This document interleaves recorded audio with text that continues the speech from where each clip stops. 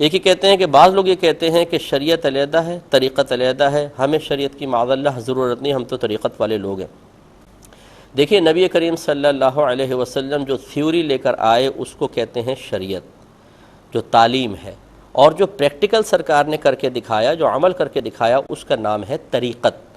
جب شریعت اور طریقت انسان اختیار کر لیتا ہے تو پھر وہ معرفت حاصل کرنے میں کامیاب ہوتا ہے، اور جب اس کو معرفت حاصل ہوتی ہے تو اللہ تبارک و تعالیٰ اس کو حقیقت تک پہنچا دیتا ہے، وہ حقائق دیکھنے لگ جاتا ہے۔ اب یہ اس قسم کے جاہل اور اجڑ قسم کے لوگ جنہوں نے آ کر گدیوں پہ قبضے کر لیے ہیں، اور جو اچھے پیر اعظام ہیں، اچھے مشائخ ہیں، خاندانی پیر ہیں، ان کو بدنام کر رہے ہیں، یہ بیٹھ کے اس قسم کی باتیں کرتے ہیں، کیونکہ یہ نفس کے غلام ہوتے ہیں۔ انہیں اپنے متبعین کو مطمئن بھی کرنا ہوتا ہے کہ ہمارے گناہوں، ہماری خطاؤں کے باوجود ہمیں اپنا لیڈر تسلیم کر لو، تو اس کا طریقہ بہترین یہی ہے کہ یہ کہا جائے جی شریعت کچھ اور ہوتی ہے، طریقت کچھ اور ہوتی ہے۔ اب ان سے پوچھو کہ تم نے طریقت جو کہا کچھ اور ہوتی ہے،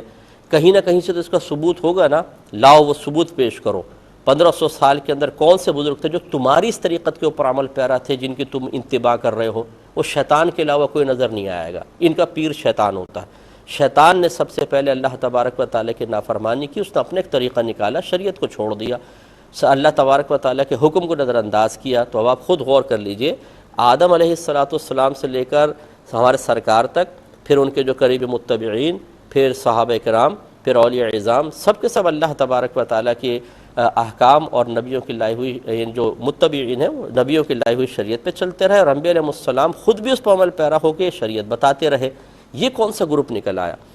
ہمارے علماء نے فرمایا، اکابرین نے، صوفی اعظام نے لکھا ہے، جو یہ کہے کہ ہمیں شریعت کی ضرورت نہیں، وہ دائرہ اسلام سے باہر نکل جائے گا اور اس کو جہنم میں ڈالا جائے گا۔ لہٰذا اس قسم کے لوگوں سے اپنا دامن بچائیں، اتنے بھی پپو اور سادہ نہ بنیں۔ دنیا کے اندر تو پان بھی خریدتے ہیں تو جرح کرتے ہیں، سبزی خریدتے ہیں تو جرح کرتے ہیں، لیکن جب اپنے ایمان کی باری آتی ہے تو اس قسم کے لٹیروں کے ہاتھ میں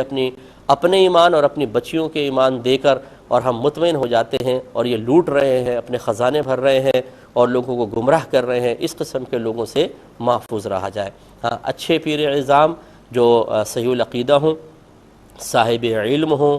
باشرع ہوں، اعلانیہ کوئی گناہ نہ کرتے ہوں، اللہ تبارک و تعالیٰ کی شریعت کو عام کرتے ہوں، دنیا کا لالچ ان کے اندر آپ کو نظر نہ آئے، اپنے متبعین کی اصلاح کا جذبہ ہو، صرف اس وجہ سے نہیں کہ سیٹھ آ کر بیٹھا تو اس کو کچھ سمجھاؤں گا تو ناراض ہو کے چلا جائے گا، تو غریب کو سمجھا رہے ہیں، سیٹھ کو چھوڑ رہے ہیں، نہیں، سب کے ساتھ اصلاح کا برابر کا برتاؤ کرتے ہوں۔ یہ ہیں وہ لوگ کہ جن کا آپ دامن تھام لیں تو انشاءاللہ آپ کا بیڑا پار ہو جائے گا۔ ان سے بچیں جو یہ شریعت کو نہیں ماننے والے لوگ ہیں۔ یہ کہتے ہیں کہ خواتین گھر میں ہوتی ہیں، یہ تزکیہ نفس کی کون سی صورت اختیار کریں، کیونکہ مرد تو علماء کی صحبت میں یا مشائخ کی صحبت میں جا سکتے ہیں۔ دیکھیں، ہماری بہنوں سے میری گزارش ہے، آپ قرآن پڑھیں، حدیث پڑھیں، قرآن کو تفسیر کے ساتھ پڑھیں، حدیث کو شرح کے ساتھ پڑھیں،